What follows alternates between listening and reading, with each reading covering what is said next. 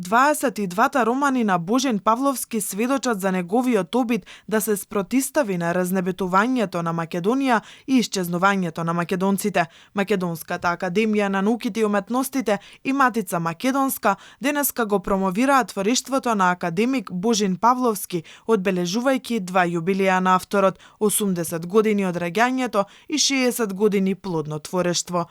Ја имав таква среќа да во текот на уредувањето на изданијата среќавам многу автори кои подоцна добија Нобелови награди.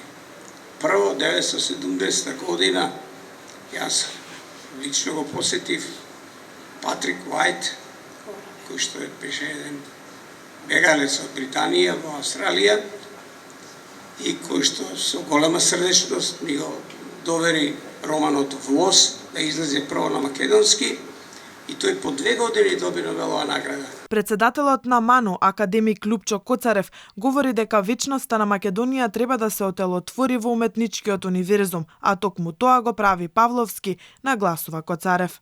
Мене ми се познати само 2 државни документи со кои се забранува употребата на терминот Македонија. Првиот документ од 25 март 1903 година е наредбата на Султан Абдул Хамид II, со кој се забранува употребата на називот Македонија. Вториот документ е решението на министерот за правда на Република Македонија, со кое се забранува употребата на името Македонија при регистрацијата на правни субјекти. Македонскиот романсиер и есеист Гоце Смилевски вели дека она што историографијата ќе го заборави и избрише бакари за момент, книжевноста ќе остане да сведочи, а литературата ќе го запише. Првото нешто што власта ќе го направи против човекот, против својот народ, е токму